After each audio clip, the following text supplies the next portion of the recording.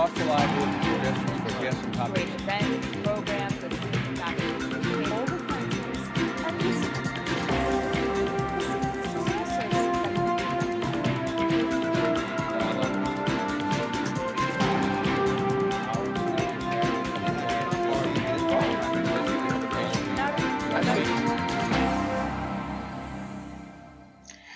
Welcome to this week's segment of Dialogue Houston. I'm your host, Lawrence Payne. To our regular viewing audience, welcome. To those joining us for the first time for HCC's TV Dialogue Houston, we can be found now every Tuesday and Thursday at 6 a.m. and again at 6 p.m., Saturday afternoons at 3 p.m. As always, at the top of the hour, let me thank you for your thoughtful call, emails, and text messages concerning previous shows we've aired here on HCC's TV Dialogue Houston. For after all, this is your community affairs, public affairs show, now proudly in its 30th year. We have a great show lined up for you today. We're going to look at two aspects of two wonderful institutions in our community, one dealing with children and youth, and the second dealing with our wonderful Port of Houston. But to start us off, I want to welcome my guest for the first segment, who is the Executive Director of the Nehemiah Center, Tonia Labbe. And just this description of the Nehemiah Center, which I love, I'm just going to read it real quick, and then we'll let her take it from there. Neighbors helping neighbors create a safe haven in which children are motivated, inspired, and equipped to realize their fullness of their God-given potential.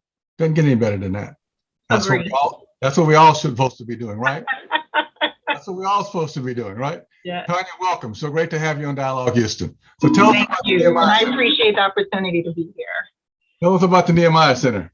Well, you read the mission statement, and what I love about that is that the founders of the Nehemiah Center, which was a group of members from First Presbyterian Church that were volunteering at McGregor Elementary 26 years ago, and they realized that there was this latchkey situation with many kids that didn't have any quality after-school programming in the area. And so they were very thoughtful to put this program together by the building that we're in now. And we started with our founding program. So we started with 15 kids from McGregor Elementary, part of, our after-school program. And we've just grown over the years. And I like to say we've grown and obviously have stayed aligned with our mission, but grown according to the needs of the children and the families. And so now our after-school program has kids from kinder through high school. We have an early childhood education program that was just accredited through Texas Rising Star. So we're very happy and proud about that. And that's for 3 and 4-year-olds. And we actually have a charter middle school for 6th, 7th, and 8th graders that operates during the course of the day upstairs. And so you can tell from, my description, we're all things kids, but it goes deeper than that because we want to work with families in need, demographic of families that are obviously at or below the poverty level, mostly single parent homes. And so we want to be able to reach out to them, and just like the name Nehemiah in the Bible, we want to be able to go back into the Houston community and really help to restore families. And we know that in order to do this, we have to take a holistic approach. And I love that because I feel like that's what makes the Nehemiah Center so unique. Parents have to be involved. They have to do education classes, volunteer hours, and really be present. And so as much as we pour into the kids with the educational services, we pour into the parents, as much in terms of, sharing resources about, school choices and financial literacy, just so many things. I mean, really touching on what they're struggling with at that point and then addressing it with seminar. And you're serving now around 500 children and families, are you not? We are. And so it's just, it's tremendous, even with my time here, just to see how much the program and the enrollment has grown. It really shows that there's such a big need in the Houston community for this. I'm going to pose a question to you that you shared with me the other day with someone who kind of in passing remark or comment to you. Why do we have these kind of programs? Why is there still a need in Houston for these kind of programs? I thought we took care of poverty. It was amazing when you said it to me, because I said, well, yes, probably people in Houston, because this city is so large and so spread out, live in their silos, live in their part of their world, their part of town. They don't really see and understand. I know this to be true in other avenues. They don't see and understand the other issues on other parts of town. They just don't. They never get there. Exactly. Never see it. And if you're living in an area where it doesn't impact you, you don't really see the need, then you're not going to get it. But let me be clear, there's a huge need for it. I mean, we end up with a waiting list for all of our programs. It's tremendous to see that where our parents live, and for example, the schools that the children would be zoned to are unfortunately poorly rated schools, whether it be within HISD or some of the other school districts. There's a lack of resources for our kids, even for the schools that they're currently attending. And so that's why we advocate so much through the after school program to really create a space to where kids can get the help that they need. And really what I love about Nehemiah is our mission is to follow each child from pre-K through college or through that higher education opportunity they want to pursue. And so it's not just, having them enrolled and then losing them. Retention is a big part of who we are, because we want to be able to have the metrics to show that we are being successful in helping these families. And it's a huge need as we walk alongside them year to year. And I think that walking alongside them is so important, because in this era of wraparound services and meeting all the needs of the students and the parents and the community, it becomes so important that we're aware of all those pieces of the puzzle that fit in to be able to have that well-educated child. I mean, there's a lot that goes with that phrase. Absolutely. One of the things I like to say is that we're heavy-handed, Right. and we do a warm handoff. So, for example, we do a lot of referrals for therapeutic resources or services here. And so if a parent needs therapy, whether it's for themselves or their child or for the both of them, we're not going to hand them a card and say, contact, Fuller Life, ministries or, Interfaith Ministries or whomever we're working with at that point, and give them a call. No, we're going to set up that appointment. We're going to, if they can, have the therapy sessions here, we're going to host it here at Nehemiah. We're going to make sure that we're walking them through. I mean, you talk about kids that we've helped pursue higher education. We have walked every step of the way from paying for college application fees, completing the college applications, the FAFSA form, making sure they are being set up for success. Many of our kids are first generation college students. And so we know we have to help walk them through that process, or they're not going to be able to move into that trade certification to a four-year university they desire to attend. I mean, I have, been fortunate enough to have the pleasure to actually move kids to college. And that is, top 3 favorite moments here, for me. And it just shows how involved we are to make sure the kids are successful. And they come back and they thank you and they get involved and they get engaged, because they truly understand that journey that they took with that hands-on responsibility of adults in their lives is what got them to the place that they are now. Absolutely. That's definitely a favorite moment for us when they come back and they volunteer, or they just come back and they're willing to speak, at some of our fundraisers, whether it's a golf tournament or gala, just to share their success stories. Well, I have to get this plug in because you have this lanyard on. So might as well go ahead and let's get it out. Yay, go ahead. Okay, if I have to, I'm a New Orleans girl, and so obviously LSU is close to my heart, go Tigers. And so look, it's hard being a Tiger in Houston. Every year from our golf tournament, I'm wearing some type of, gear. And boy, those Aggies Longhorns, they just come for me, But, I stand firm. I just wanted to give you a chance to say it. Thank you. As soon as I saw the lanyard, I said, "Yeah, we got to get that in." So you and I share a couple of passions together. Also, one is that we both serve on the board of Cristo Rey Jesuit High School, and you were there before I got there. I just joined the board. So tell us a little bit about that. Then I'll just say a few words about Cristo Rey myself, because this fits into the whole pattern of moving the child along the journey from elementary school to middle school to high school into a school like Cristo Rey that will get you into college, because that's they only have one goal, is to get you into college. Yeah. Well, tell us about Cristo Rey. Okay. Well, Catholic education for me is something that's near and dear to me personally. I grew up Catholic and attended Catholic school. And so it's something that I know that has helped to shape who I am and certainly my faith journey in life. I've been on the board at Crystal Ray for 2 years, and it's something that I really enjoy and something that happened kind of naturally because with our middle school students, we do a lot of graduate support.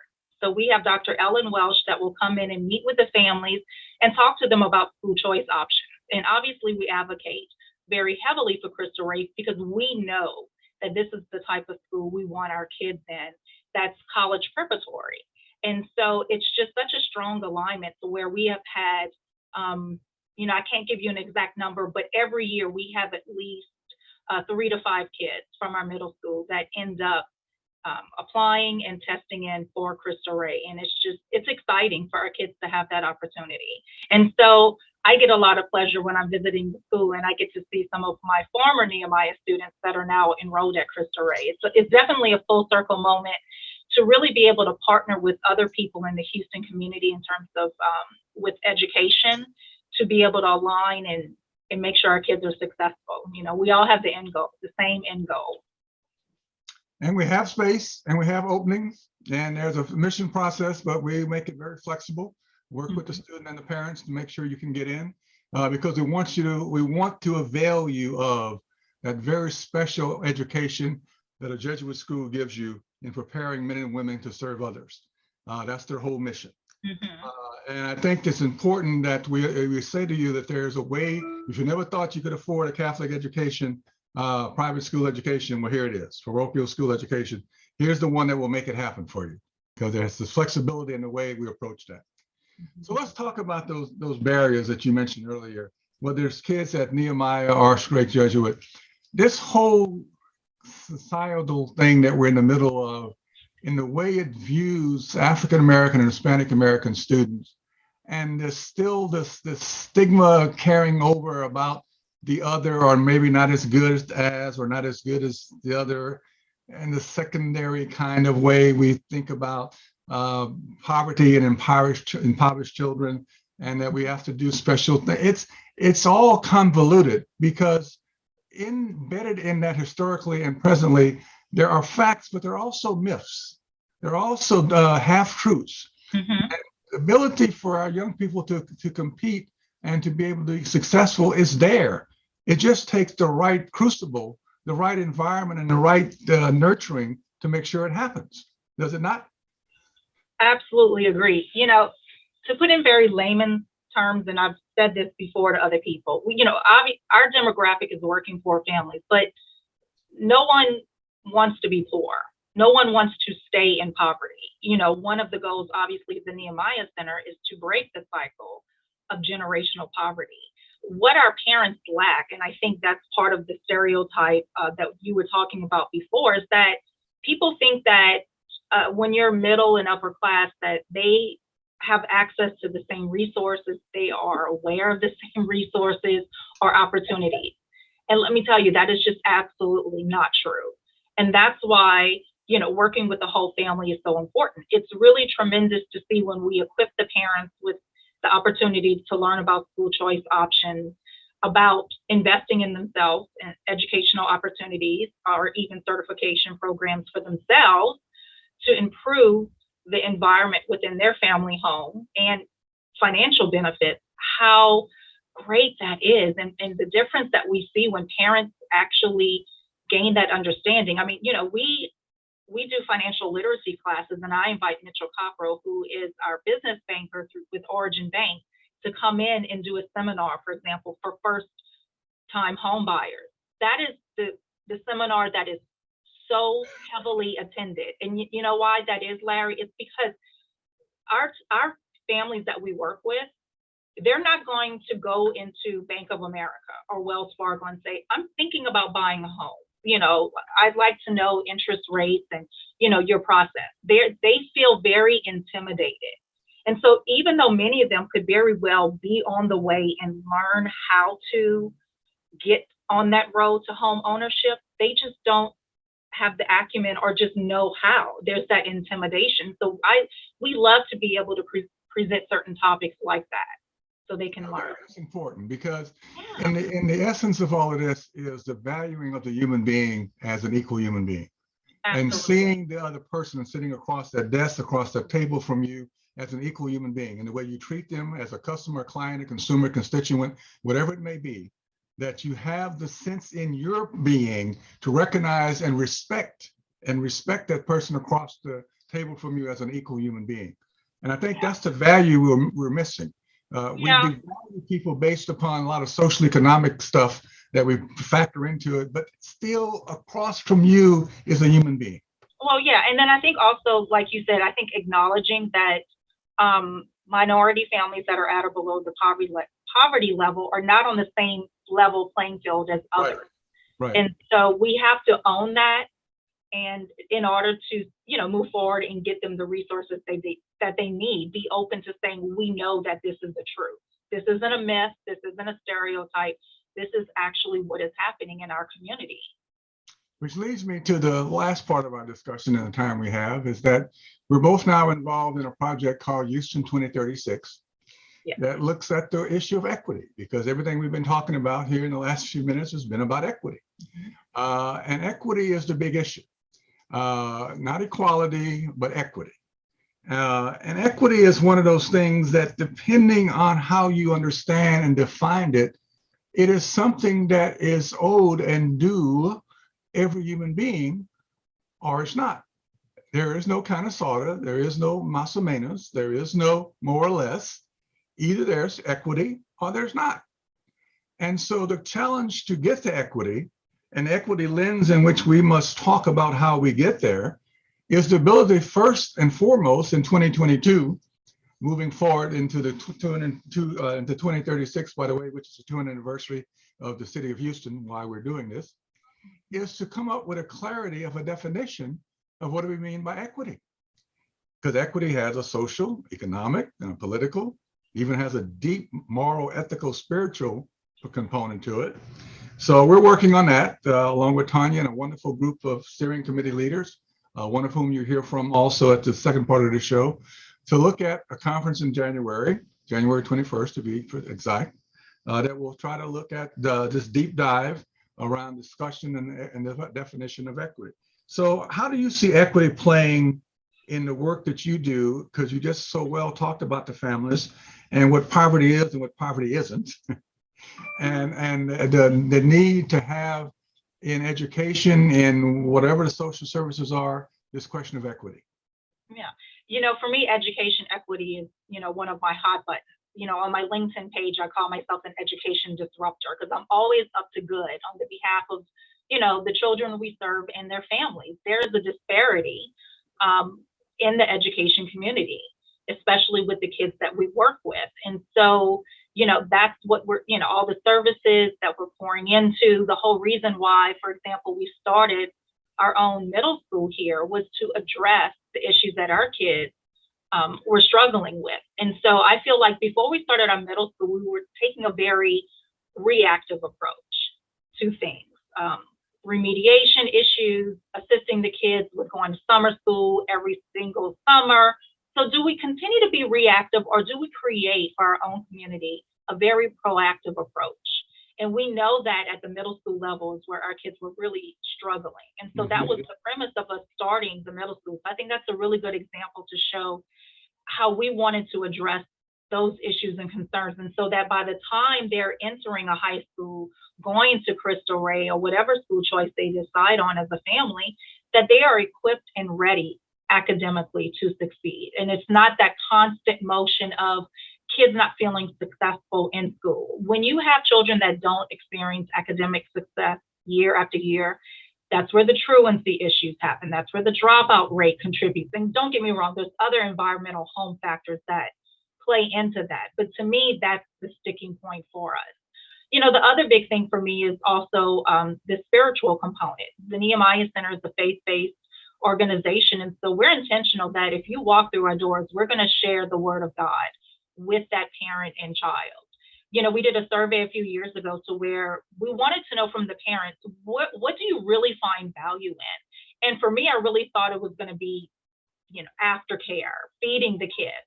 The number one reason why parents were enrolling kids at the Nehemiah Center when we did this survey, and that's true to this day, is that we share the word of God, that we are a faith-based organization. Many of our families or our parents work 1 to 2 jobs. They certainly work on the weekends. They may not have a home church.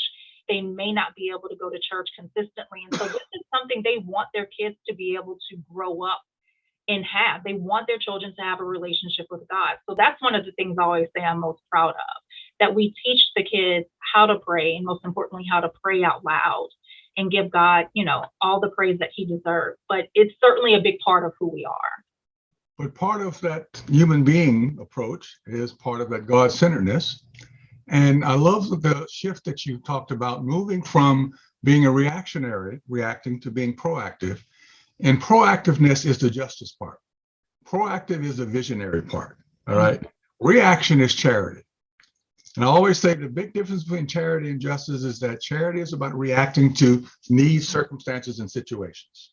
Justice is proactive about being innovative and creative and having a vision about systemic change and eradication to try to do away with the things that cause one to have to do charity and et cetera.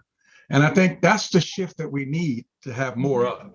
And I think to get at that, though, we have to, again, elevate the value of the human being, the essence of human beingness, so that you see that this is the goal. That is the only goal, actually, when you get down to it. And so that's why I love this piece about the God-centeredness, because it is a faith, it is a spirituality, it's a personal spirituality. It may not be denominational, and it may not be all that stuff. Because I think in the end, spirituality is a very personal journey anyway. Agree. And so, but you have to give the context of the values, because that's really all religion is. It's all spirituality. Exactly.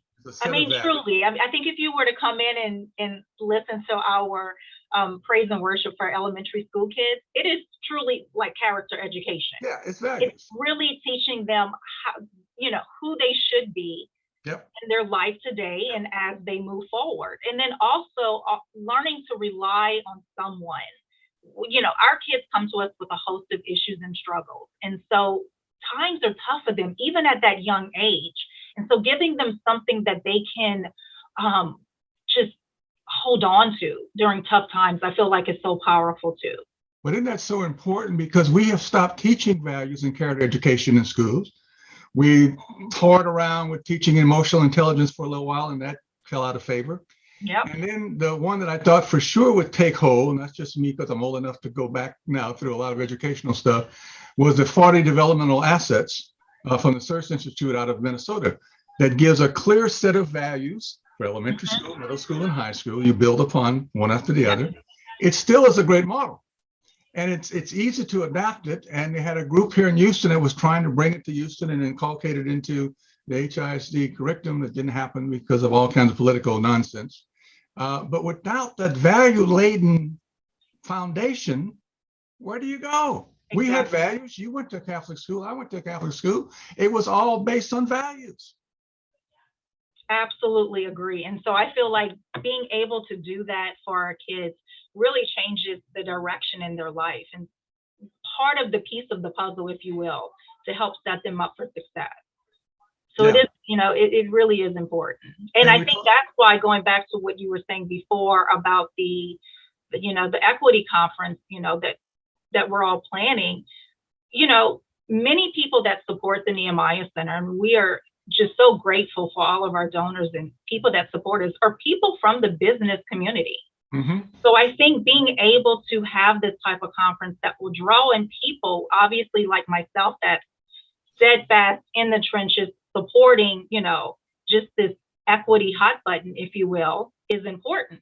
But we also have to bring in the business community. We're hoping to build up these children to where they're going to at some point be part of that community, to be those success stories. And so bringing it in to where the community, these business people, understand how that all ties together. Well, now that you brought the business community into this, let me say something about that. This post-George Floyd environment, the world that we live in, and the reaction of the business communities and corporations to all go out and establish a DE&I component within their company that didn't have one, and hire a DE&I person.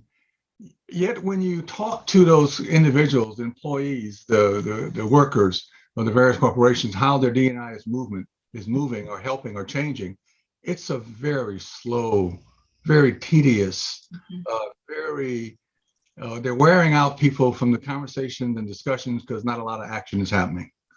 And it becomes very problematic even as to how it's being done. Mhm. Because first of all, you led with the wrong thing. It's not DE&I, it should have been equity. Should have led with equity, diversity, and inclusion. Because that's the piece that's the hardest part to get at. And when you don't deal with, people are funny. Human beings are funny. Mhm. You can talk to me about change. You can talk to me about behaviors. You can talk to me about policies and procedures. But if you show me the money and you tie it to my behavior and expectations, Mhm. now you got my attention. And since equity is the issue for females being paid less, for people of color being paid less within the car, you're talking to me about something on one hand, but yet you're not demonstrating that you care about me as an equal human being to the rest of the employees. There's just something wrong with that formula. We got about a minute and a half left. I'm going to share with you. I'm going to give you half the minute, and I'm going to take the other half. So quickly tell us anything you want us to touch on that we haven't mentioned before we go. And thank you so much for being part of this today. Well, again, I appreciate the opportunity. The only thing I would want to say is to tie back into what you were saying, about the business community. And, my hope is that, many people ended up setting up post George Floyd, a lot of these, diversity and inclusion committees. And then I think they had a hard time figuring out, okay, what projects or what are we actually going to do to invest Right. in the community, right? So it was kind of like, now what do we do? And so I'm hoping that what comes out of this conference is, an opportunity for people to really understand things that they can be doing. But most importantly, I think, walk alongside nonprofits and organizations like the Nehemiah Center that has been able to show successfully the impact that we can make when we work with kids from a very early age and can walk alongside them, through their educational journey All right. to create that success. So I think, we need the continued investment, partnership, commitment from those in the Houston community to continue to do the critical work that we're doing. Okay. And, Well said. yeah, All right. okay. We have to go, but we'll pick this up at a future time, I'm sure, with we'll get a little panel discussion going. I want to thank you again for being part of Dialogue Houston this week. Let me close with these thoughts that part of what we've been talking about to make any of this possible is relationships. And so part of the challenge, I think, in a diverse society as Houston is to begin to develop those cross relationships, relationships built on mutual trust and respect, because nothing happens without trust. And change happens at the speed of trust. And we are at a pivotal point, I think, to also understand that values are the rocks. They do not change. You can count on them. Goals change, goals shifts. But values is something that talks about integrity and trust. It talks about what do you really care, your core values, what you really care about. And this question of equity that we've been touching on, this equity question is caught between the gap between values and behavior. And so we have to figure out how to have people not just walk the talk, talk the talk, but walk the talk, and be very clear on that. But it all starts with valuing the other human being as a human being. And that's something that's hard to do because equity really is about empathy. The road to equity is empathy.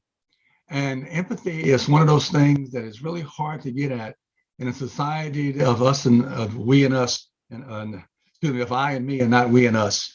Or the other, or them, or they, or those people. We got to get past all of that and to begin to see that other person, not as an individual, not as a person, but a human being. There's a big difference when you see that person as a human being. So I got to go. We're running out of time as always. We love being with you every week. Look forward to you joining us in the weeks to come. Until then, as always, be well, be safe, and peace, power, and love.